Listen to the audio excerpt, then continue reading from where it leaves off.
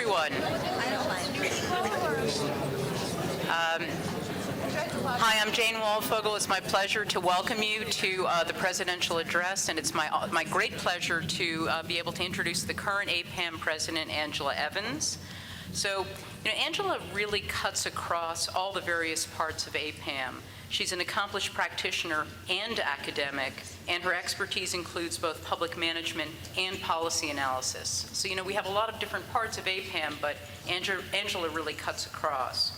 So she's had a long and distinguished career in public service, which included most notably 13 years as the Deputy Director of the Congressional Research Service.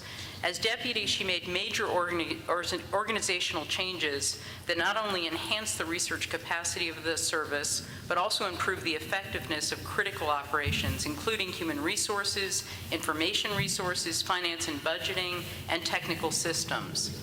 Among her achievements were the creation of unique management positions to lead the service's research and analysis activities, the development and implementation of an agency-wide research agenda directly aligned with the legislative deliberations of Congress, the development of new products and services, including the launch of a website, the introduction of performance standards to evaluate the success of the service, and the creation of the first federally funded succession plan to address the potential retirement of a large cohort of the workforce.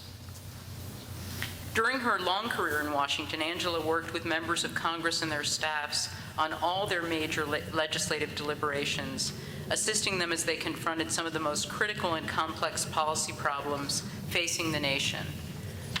So that's her time in Washington. Angela then moved to academia in 2009, where she took up a position as clinical professor of public policy at the LBJ School of Public Affairs. For those of you who know her, it'll come as no surprise that she won a host of teaching awards, but boy, the record is impressive.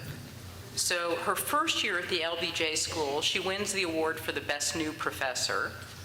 This is followed then by the award for the Most Valuable Class in 2011 and 2012, then the Texas X's Teaching Award in 2012. She also won the award for Most Helpful Professor to Students for 4 consecutive years, 2010, 2011, 2012, 2013.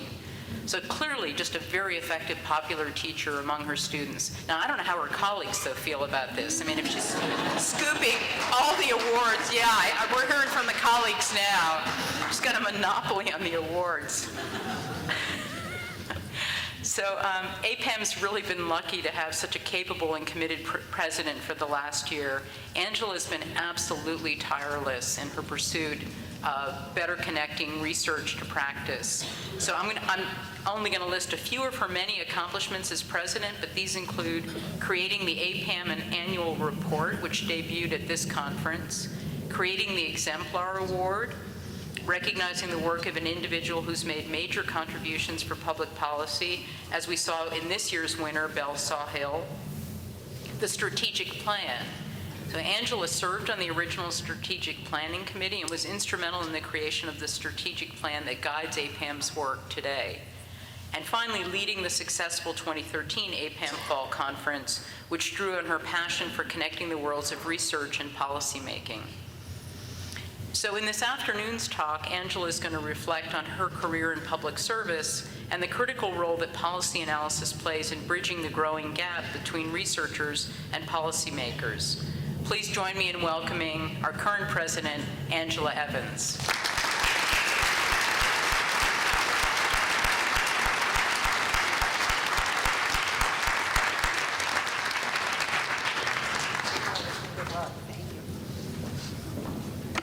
Hi, everyone. How's everybody doing? Good. This is great to see so many people here in Albuquerque, so I'm so glad, and you took the time to come and hear what I had to say. So this afternoon, I want to share with you my reflections on the power of policy analysis and the unique niche it fulfills in the successful engagement of APAM and its members in the policymaking community. Before I begin, though, I want to thank the scores of devoted, hardworking, and gifted colleagues whom I've had met through my years as a member and for the past 2 years as the president-elect and president of APAM, and for my new career as an educator at the LBJ School. You've all been really wonderful to me, and it's just been heartwarming. And then I have my Texas contingency right here, so I can see some smiling faces right in front of me. All of you have challenged my thinking. You've endorsed my commitment to strengthen the role of analysis in policymaking and demonstrated a generosity and nobility of mind as you have labored to address pressing public policy problems and challenges. Many of you are exemplars in humility and collegiality, where serving the public interest has consistently trumped self-interest and self-promotion. I've not taken lightly the privilege of offering the presidential address. In preparing for our time together, I thought about the past 45 years of my life as an analyst and more recently as an educator. My experiences through the years weigh heavily on what I will talk about this afternoon. I taught public policy analysis, I've conducted it, I've evaluated it, and I used it to inform deliberations at the highest levels of government. For the last 14 of the 40 years in which I was in government, I served as a deputy director of the Congressional Research Service. I was responsible for ensuring that some of the most talented policy analysts in this country were servicing the policy needs of the United States Congress. For me, what was consistently emerging as a keystone for the development of enduring and adaptive public policies was the presence and appreciation for policy analysis. Analysis that was timely, that was nonpartisan, relevant, accessible, and anchored in objectivity. Not only was it in demand, but it also provided the foundation upon which the bona fides of options were judged. When I chose the theme of last year's conference, Power of the Past, Force for the Future, I believe that it accurately described the impact we as individuals and APAM as an institution and agency have made on the quality of policy deliberations over the years. While our contributions to policy are notable, our standing as a force for the future is challenging. I have organized my thoughts this afternoon into 4 time periods. First, our past or our roots. Second, the years in between, our growth. The now, our contemporary selves, and the future. So let's go to the past, our roots. Over 40 years ago, something special happened. In the wake of emerging new policies and an active policy community, scholars and policymakers became familiars. Washington, D.C. was becoming home to policy analysts in the executive and legislative branches of government. Scholars were working for and with people from the legislative branches, executive leaders, congressional leaders, members and their staffs. These scholars had an appreciation for the political environment in which they worked. They were seated at the policy table to share their expertise and inform deliberations. This union resulted in some of the most noteworthy legislation in the 20th century.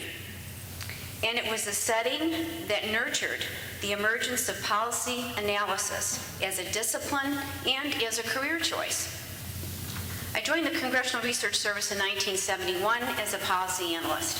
I and most of my cohort did not really know what it meant to be a policy analyst. They called us that, but we really didn't know what that really meant.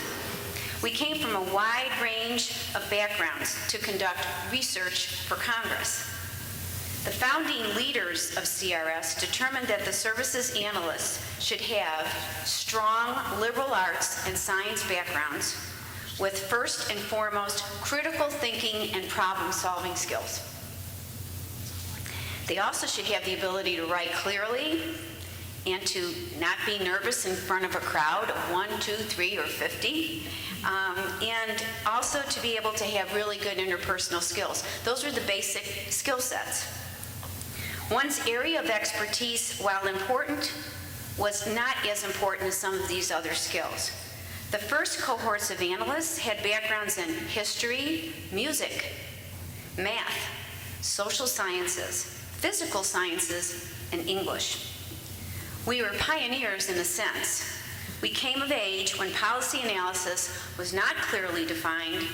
Some believed that it should enjoy academic credentials as a unique discipline. Others thought that it should be used as a skill set, a specialized skill set that can be used across disciplines. In the early years, when the academic communities were determining how best to integrate policy analysis into their worlds, those of us in Washington were working in the government, and for the Congress, we were trying to conduct it and using it at the highest levels of deliberations. The Washington community was eager to use these new resources and depended on them as new national policies emerged.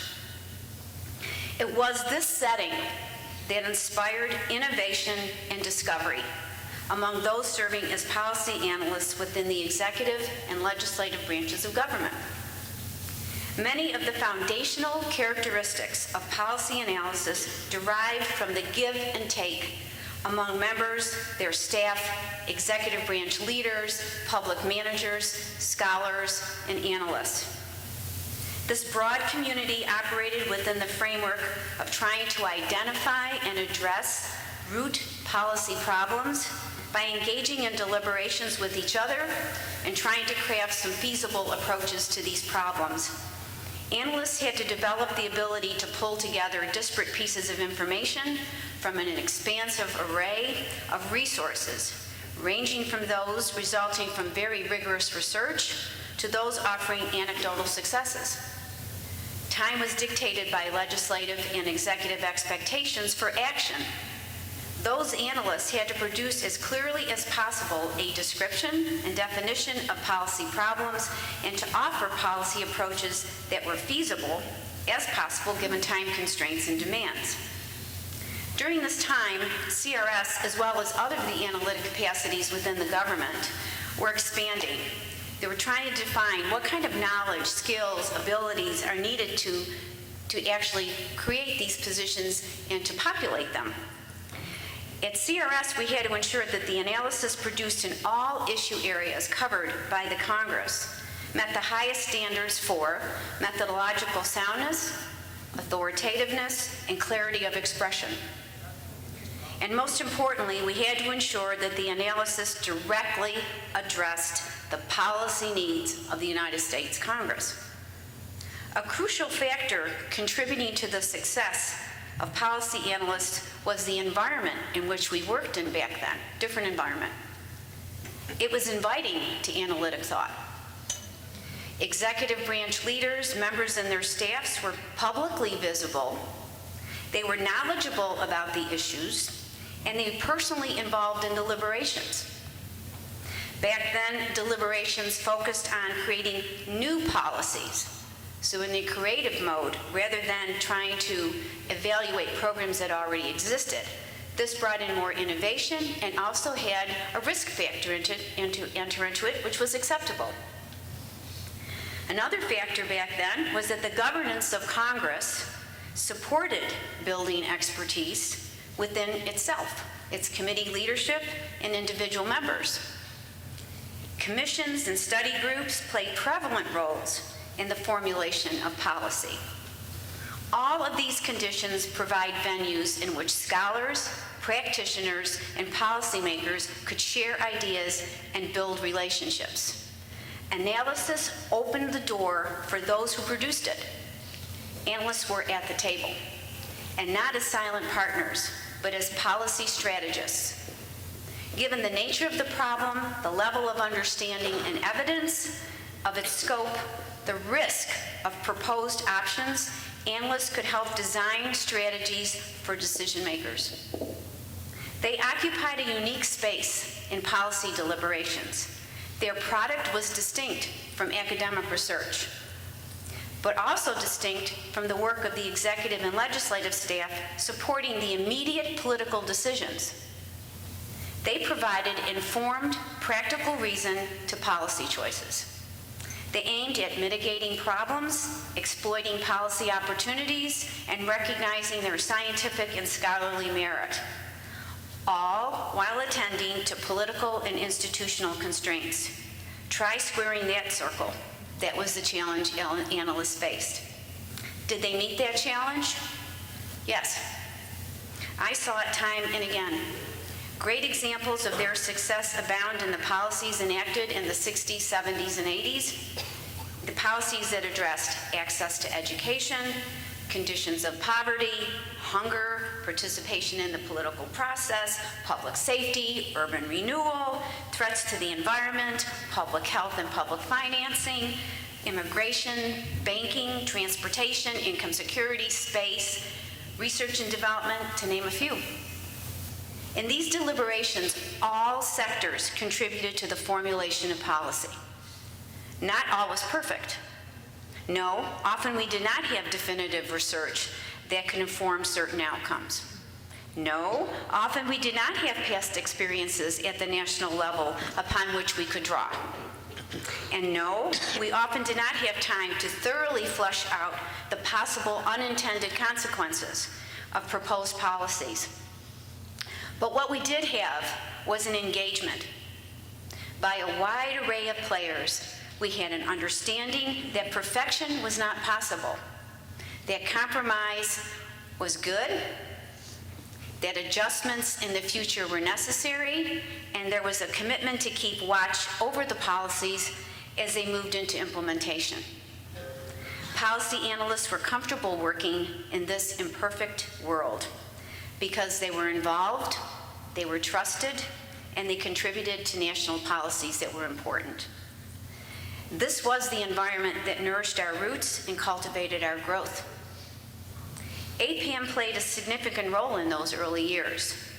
The association brought together those who were policy analysts, those who managed the implementation of the policy, those who engaged in socioeconomic and political research and scholarship, and those who actually crafted the policies.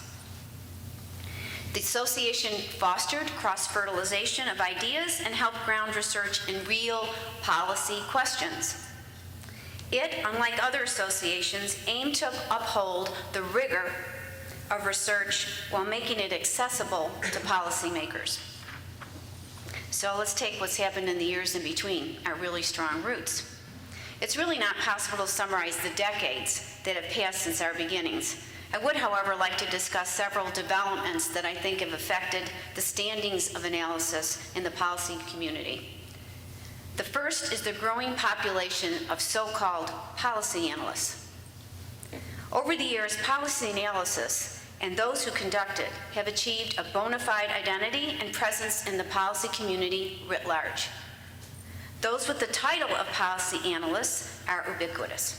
They're in executive and legislative branch agencies, as we would expect. They're in think tanks, they're in research organizations, they're in nonprofits, they're in for-profits. And then they are in our graduate programs. We have over 200 graduate programs that are teaching policy analysis.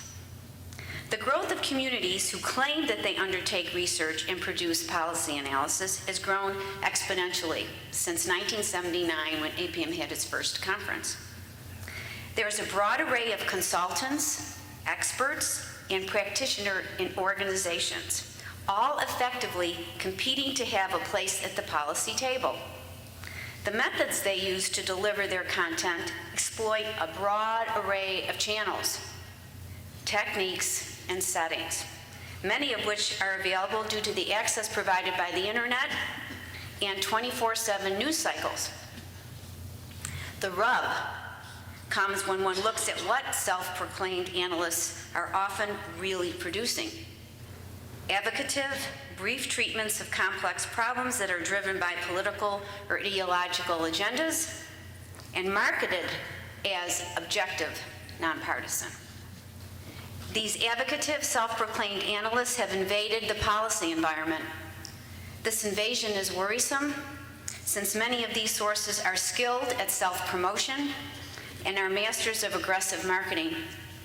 They often are the first sources seen and heard discussing issues and their implications. The other thing that's happened is the expansion of specialized research. Over the years, there's been a growth in specialized social science research with a focus on program evaluation and microeconomic analysis. This shift has had an unintended consequence of reducing the production of policy analysis in the true sense of where its roots were. It is difficult to pinpoint the source for this shift. I've been thinking about this, and I don't know whether it reflects the growing specialization that is required in the policy community writ large, or whether because there's so many social scientists who are doing work that has made us a little bit more narrow in what we do. Whatever the source for this specialization, this poses challenges to us in terms of how our research is used by policymakers. Specialization makes it more challenging to seek commonalities across research findings. This narrowing also has a narrow of how we can apply this research in broader arenas. It can also result in neglecting important questions, instilling overconfidence in our results, ignoring contrary results, and restricting the range of insights emerging from the research. The movement away from policy analysis creates a vacuum. It robs policymakers of access to the reservoir of expertise whom they can tap to work on complex, cross-disciplinary issues, and this is a problem. This vacuum limits the depth and scope of information available in policy deliberations. It narrows the range of approaches designed to address policy problems, and it impairs the forewarning of potential and real implications of policy actions. And perhaps most importantly, it undermines the bearing research has on formulating options to address contentious policy issues. And all these issues that come to the state or national level are contentious, because if they could be resolved, they would have been resolved before they came up to the state or national level. The value added of policy analysis is its ability to engage in high-stake conflicts over policy by establishing common understandings upon which policy problems and potential options can be founded. At a time when we need more collaboration, shared understanding, and a rich and varied knowledge base to apply to policy challenges, we seem to accept that distinct policy niches reflecting singular approaches to problems are superior to finding commonality through analysis. Now we talk about public management. At the same time policy analysis has morphed, public management research and analysis seem to lose its foothold as well, with few notable exceptions. Public management research has not been keeping pace with the growing complexities and notable challenges resident in public organizations. Public managers have faced enduring fiscal constraints, emerging workforce deficiencies. They've had to deal with demanding technical initiatives, partisan oversight, and vague legislative directives. These challenges have been nearly ignored by public management research and derivative analysis. The pressures placed on public managers are legion. Most are rooted in how well the public sector implements policy. When agencies fail to carry out their mission, when programs fail to operate efficiently, effectively, or fairly, and when agency staff fail to perform at their highest level, then management has failed. Securing and retaining the public's trust in the work of government rests squarely on the knowledge and abilities of public managers and the health of the systems that link them to us. Increasingly, governments are called upon to be efficient, transparent in their operations, and to serve as catalysts for, in addition to actual deliverers, redistributors, and regulators of goods, services, and opportunities affecting the public. Quite a mission. As such, the responsibilities of public managers are shifting increasingly to manage a more dynamic, innovative, integrative, and collaborative organization. The recent failures of public management are distressing and have undermined the public's trust and the ability of government to deliver and perform. I'm just going to give you a couple examples that are bewildering, and I'm talking about these examples not to be indicting, but just they're examples. Hurricane Katrina caused massive devastation in part because recommendations to reinforce the levees protecting the city of New Orleans were ignored for decades. Bernie Madoff escaped SEC investigations despite knowledge of the improbability of his earnings. The U.S. experienced a Great Recession because government regulatory agencies failed to oversee the rise of faulty financial instruments. GSA, that's the General Services Administration staff, thought it was fine and okay to spend excessive funds on staff retreats. The U.S. occupation and reconstruction of Iraq was marked by corruption, incompetence, and implementation failures by U.S. agencies and their contractors. The Veterans Administration failed to provide needed health care services in part because of structural deficiencies, including faulty performance measures and restricted budgets. U.S. critical infrastructure, the needs go unaddressed. Roads, bridges, rail, water, and sewage systems, and many dams are in dangerous disrepair, and we can go on. These management failures are often blamed on both political and fiscal failures. But we have to be open to the possibility that these failures also result from the lack of research that directly addresses these contemporary management challenges. We need better research into why public management and its systems fail. What is preventing public management to affect enduring solutions? It's wrong to think that the examples I just illustrated say that this is inevitable. So, government's going to fail, this is inevitable. I'm not saying that. Au contrary, I'm an optimist.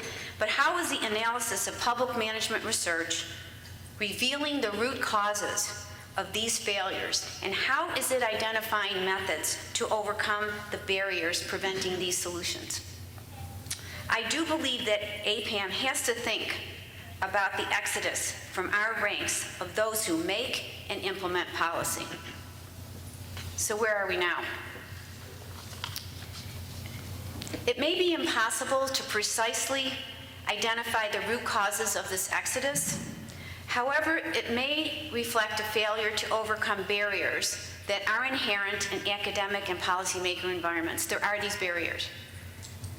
At a time when analysis could and should be center stage in policy deliberations, it too often is in the wings, because we have not broken down or worked on ways to get around these barriers.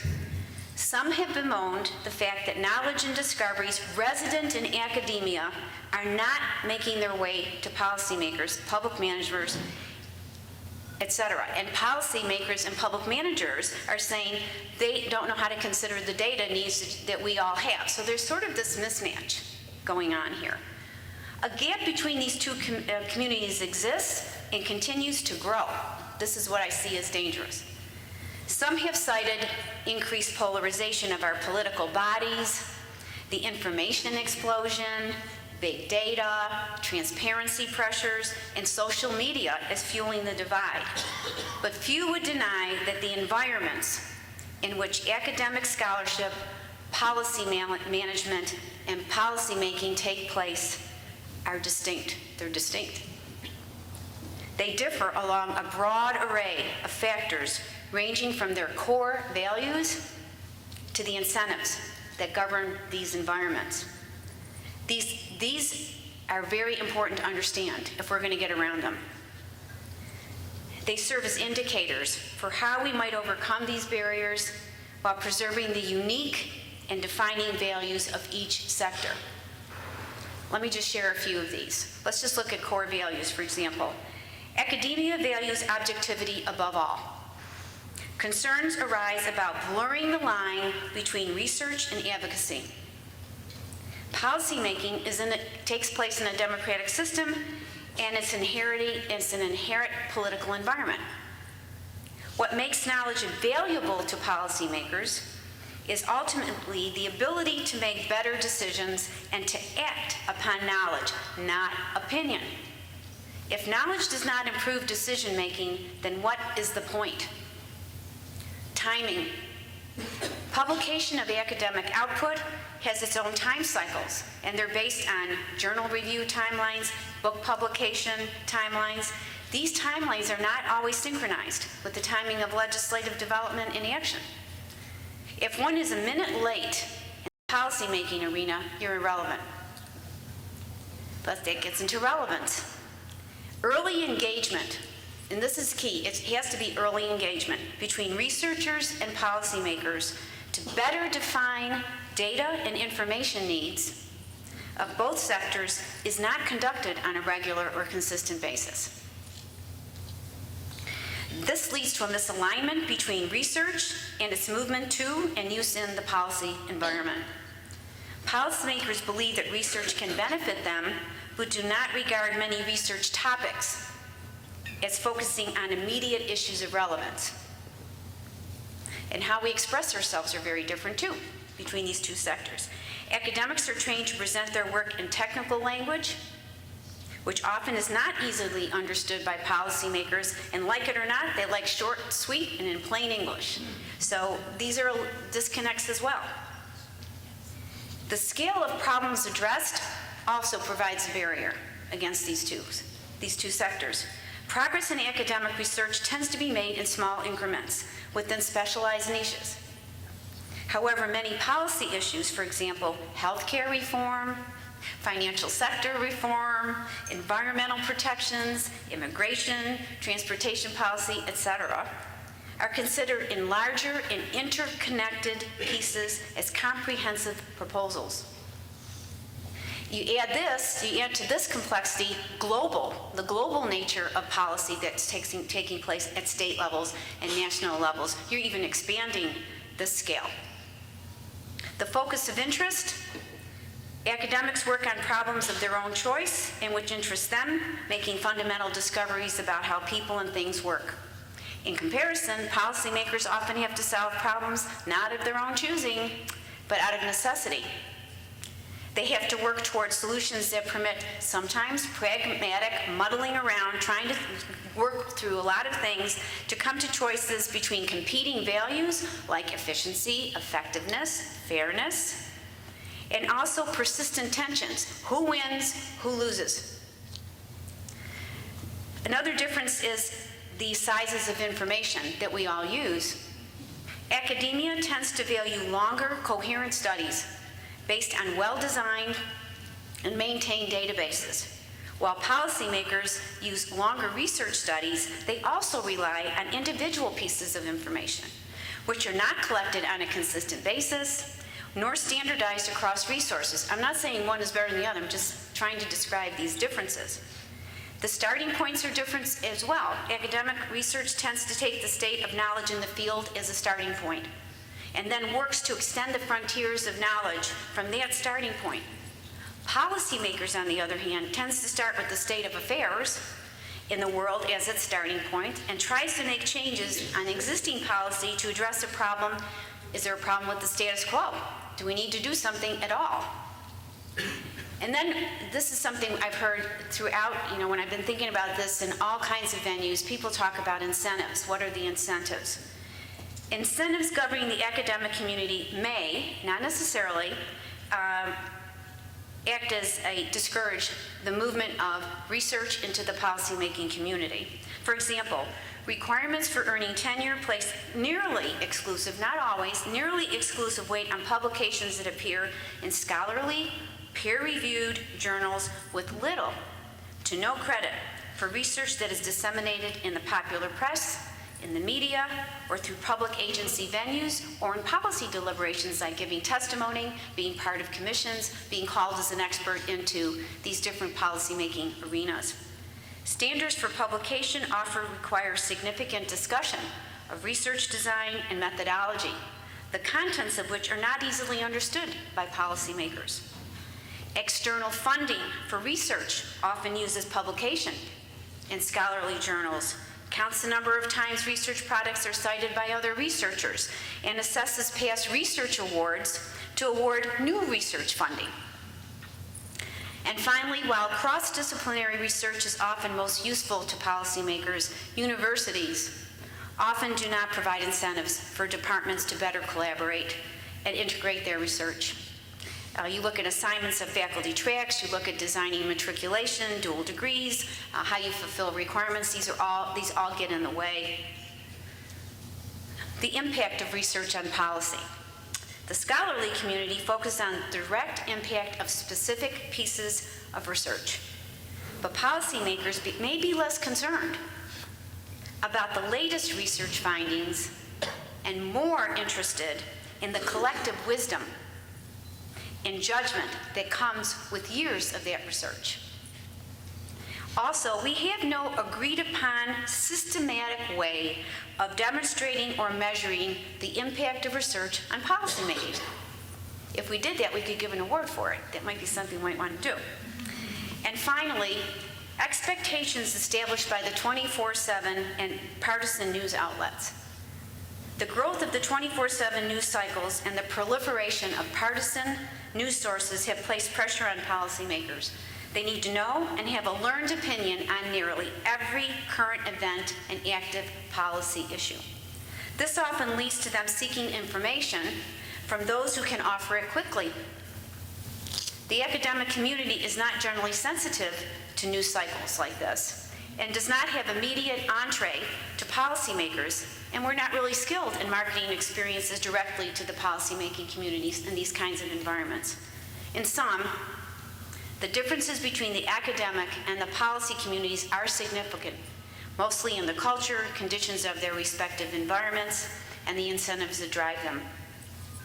If we believe that we need to restore and sustain relationships among these communities, if we believe that research and scholarship can and should inform policy deliberations, and if we believe the input of policymakers can benefit our research design, then we need to think about what, if any, role APAM has in facilitating discussions and collaboration across these communities.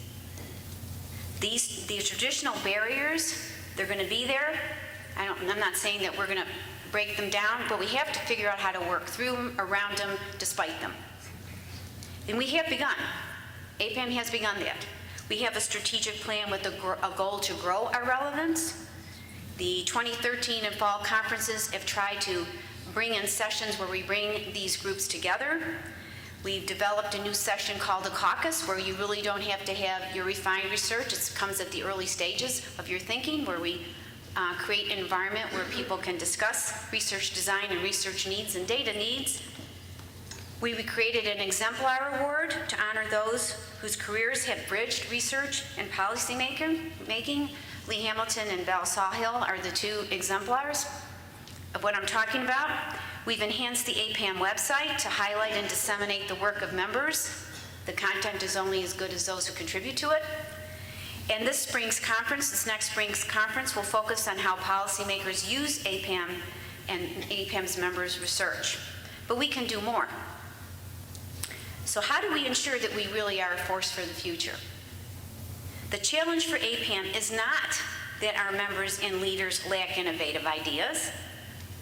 We know how to do this. We have good standing in the policy community. Our challenge is to recognize these ideas, to offer ways to vent them, and to sustain efforts to implement them and do them, try them.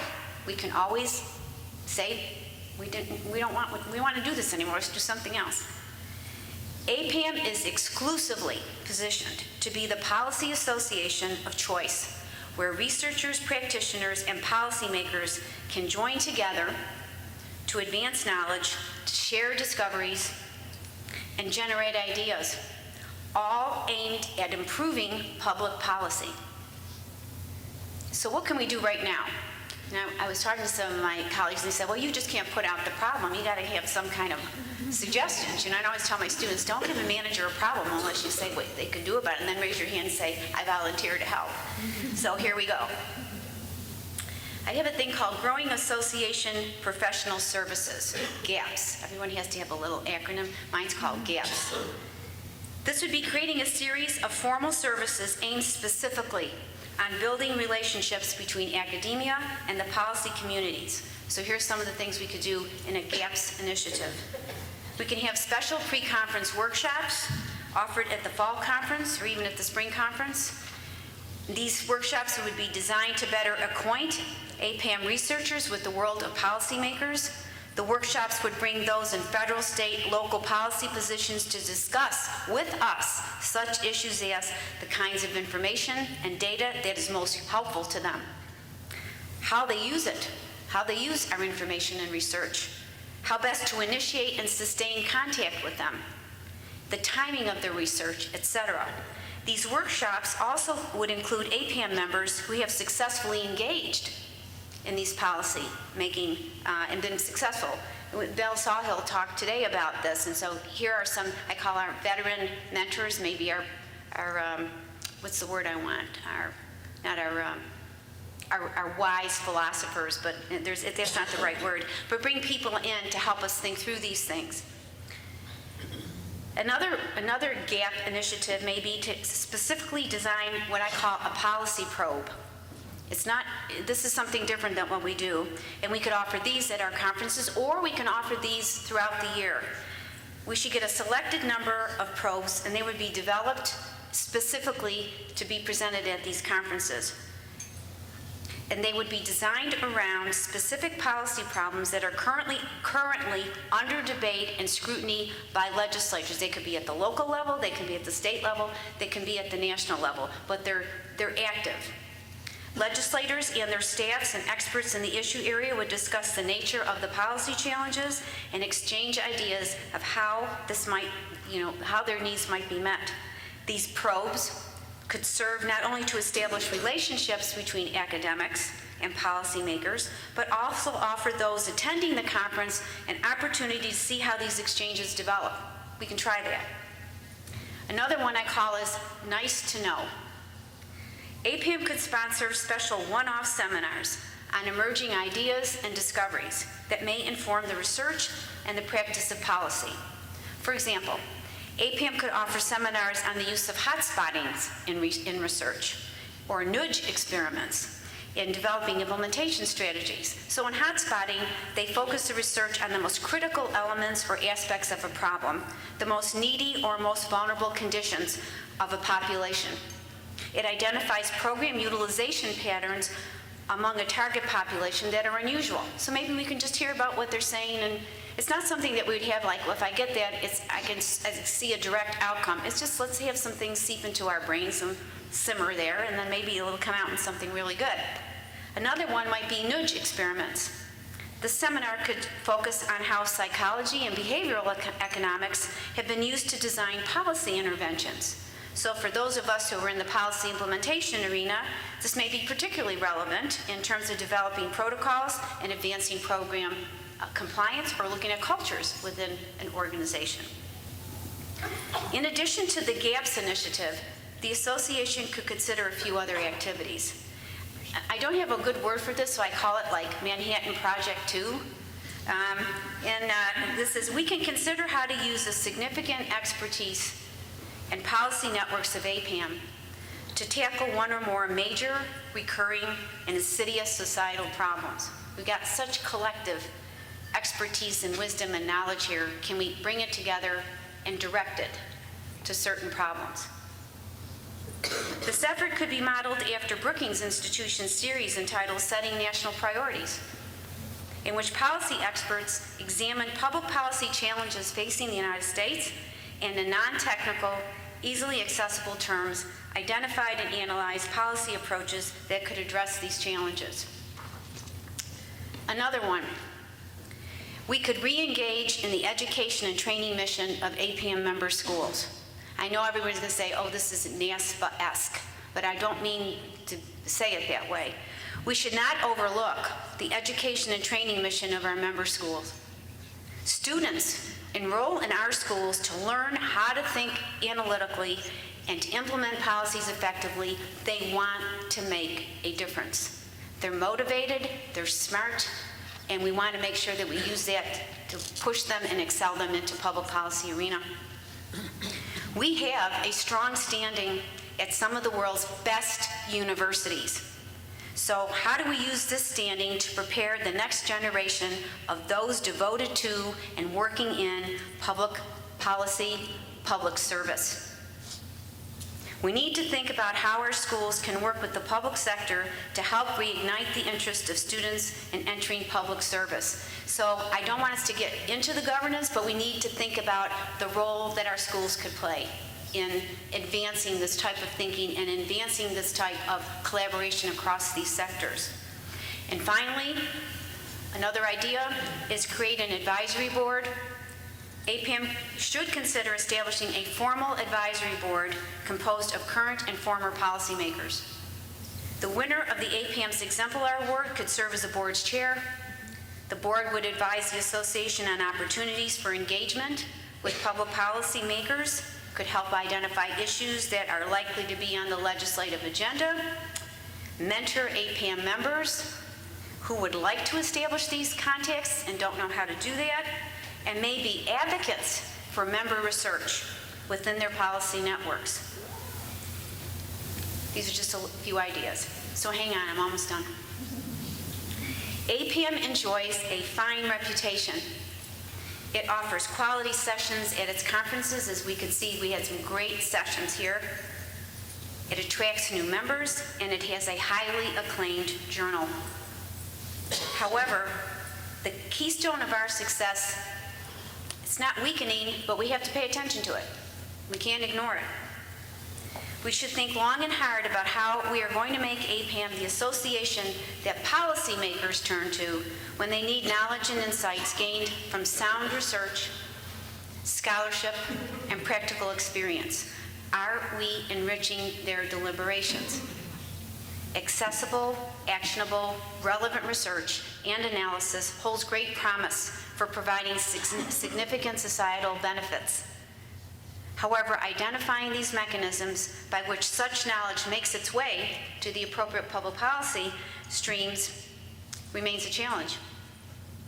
APAM should be the association where all members of the policy community can come to build relationships, to test assumptions, explore new ideas, and design policies. We cannot be in slow motion. We have to remain energized and work together to determine the best path forward for this notable and worthy association. I thank you for the honor you have given me to serve as your president, and truly it's been an honor. I look forward to working with you to ensure that the respect and influence that APAM has enjoyed, it will continue to enjoy, and it will grow. And I hope that this conference and our thinking together inspires us to be truly a force for the future. Thank you very much.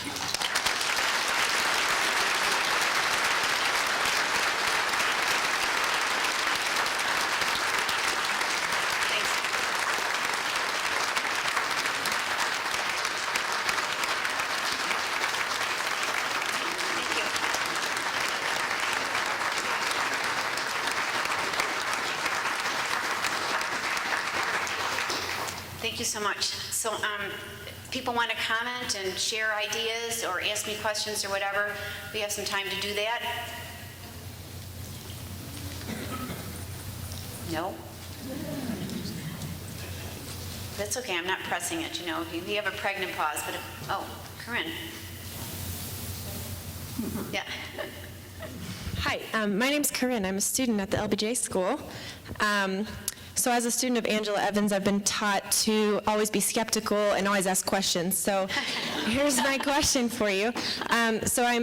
As hearing you talk, I'm hearing how difficult it is to connect research to analysis to policymaking. And I'm thinking, what is the connection with the public?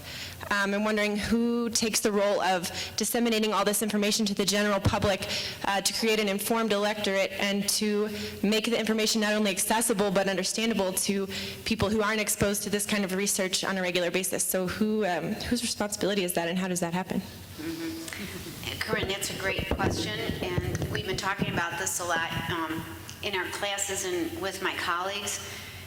And what I've been focusing on today is trying to make more of an informed electorate, and the electorate is responsible for informing the public, although we have to say they haven't been too successful in that. But I do think that if you have really good analysis that can get down to the core of issues and can say it in plain English, an attendant consequence of that is the public is better informed. You make it more accessible to the public, because many members in Congress, unlike when I was there back in the 1970s, the way members really worked and the way they were weaned into the Congress and developed, they became experts. We had, policy experts in these committees. Now they're not, for lots of different reasons. So trying to inform them and helping them understand, I think has a benefit of also being able to put it in the way that we can help the public. And our universities, at least our public universities, have a public mission. And so our schools of public policy should also be thinking about how to draw in the public and engage the citizens in these types. But we don't do very well there because I don't know why. I think we can do better. But it's a great question. Louise Comfort, University of Pittsburgh.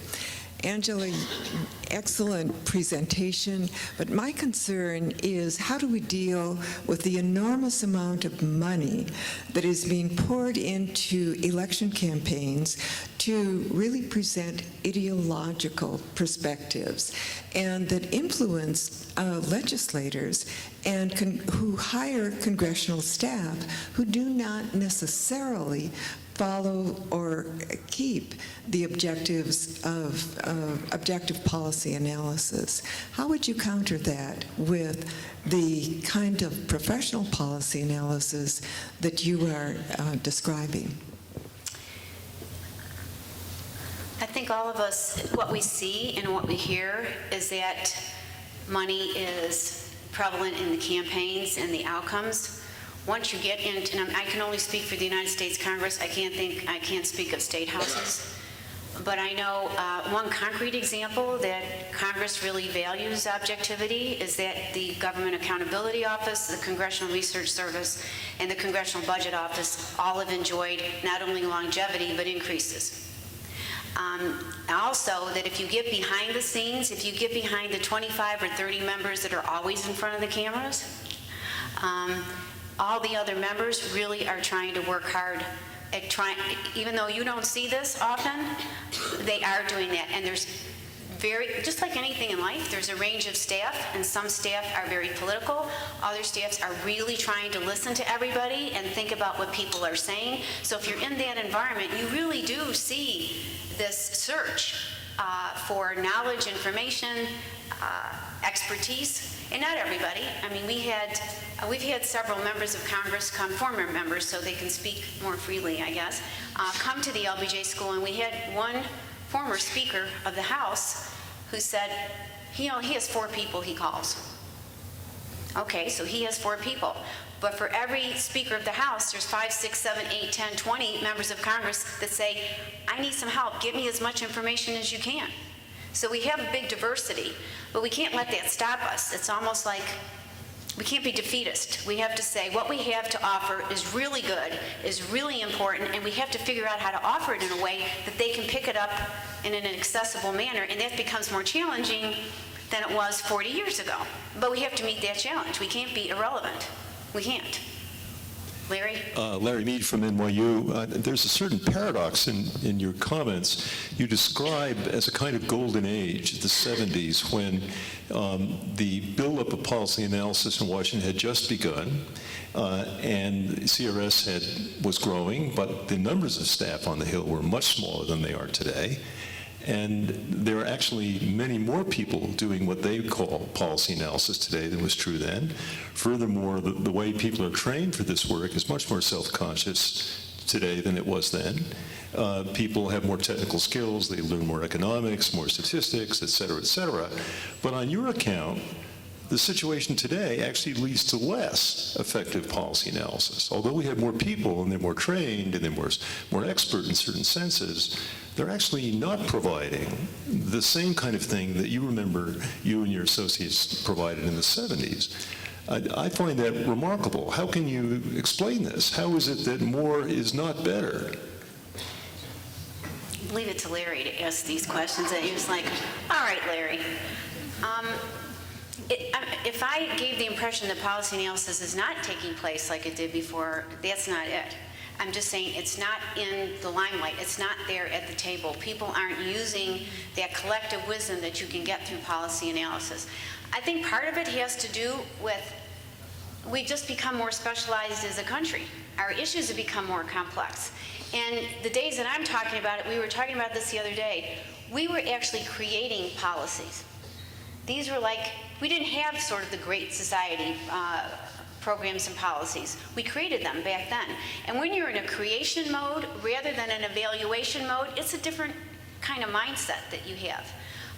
So I think that's part of it. I think we have to start thinking about, and this is difficult, we have to start thinking about going back to some of the real issues. What are the real issues now that we have to deal with? If we had to look at the aging of our population, the income security for our population, would it be Social Security? I don't know. But we do a lot of evaluation on Social Security, and we don't do a lot of thinking in terms of informing policymakers about the trade-offs with income security for the elderly. What would that look like given our longevity now and our wealth or whatever, and the trade-offs between that and our children? Things change. So I think when we have to go with the flow. I mean, we just become much more specialized, much more knowledgeable, much more technically savvy, and not just in terms of technology, but our ideas and our thinking and our methodologies are much more sophisticated. So while I talk about the roots, I talk about the basic message there is a lot of people were at the table, and a lot of perspectives were brought in, and people were in a creative mode. And I think that's what we're missing, and people here can do that, but we're just not there. We have to figure out how to get there. Samuel Mines, University of Minnesota. Thank you for a brilliant and inspiring address. We have our conference at the first week of November. To what extent is hosting our research conference at exactly the same time when elections are occurring serve as a disincentive to integrate policymakers and elected officials? A disincentive? I don't know, Charles. I mean, I think there's a difference between campaigning and legislating. So I don't know why we have it. I don't know. I don't think were we conscious that we said we're going to do it right after an election? I'm not sure. Maybe it's happenstance. But when we think about the campaign and campaign outcomes, that's very different than when they get to Washington and they get steeped into the structures and the governance and the procedures and the policies and the trade-offs and the tensions. It's going to be a different world for them. I remember CRS used to do and still does what they call new member seminars, where they take the new members of Congress on the House side and take them to Williamsburg, Virginia, and the Republicans and Democrats, before they get into this rancor, come together, and they're just, all of these have been just pretty amazing in terms of how they work together. And when we get there, I remember being on the train. They take a train to Williamsburg, and this one member said, you know, I don't even know where I have to go vote. I mean, when the bells ring, I don't know where I'm supposed to go. And the other one says, I have to change what I wear to go to Congress because I have to walk so far. I have my heels and a purse. I mean, sometimes they have no concept of what it's like to get into a governing structure at the national level. So campaigning and campaign outcome, I think, is important in terms of who we have as our representatives and our members. But I think in terms of governance, it's really not too close. It's different.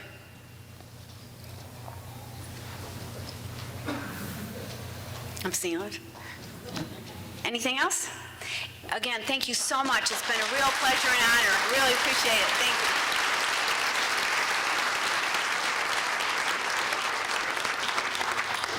So I'm honored to have what I suppose is the last word of this session. And I want to say, Angela, first of all, thank you for that address. It was both insightful and passionate, as I knew it would be. And let me also say the energy and the focus you've brought to being president of APAM has had a tremendous positive impact on the association, both how the association operated during the time you were president, but also laying the foundation for the future success of APAM in our pursuit of our long-term mission, and I thank you for that.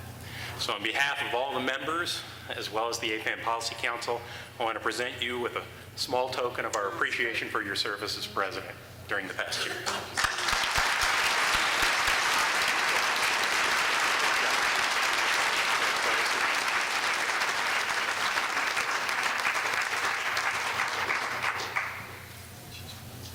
Don't you just love these poses where everybody's sort of holding this thing out? Sometimes it's like holding it up.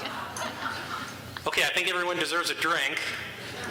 So I'll see everybody at the presidential reception, which is located where, Tara? Next door. So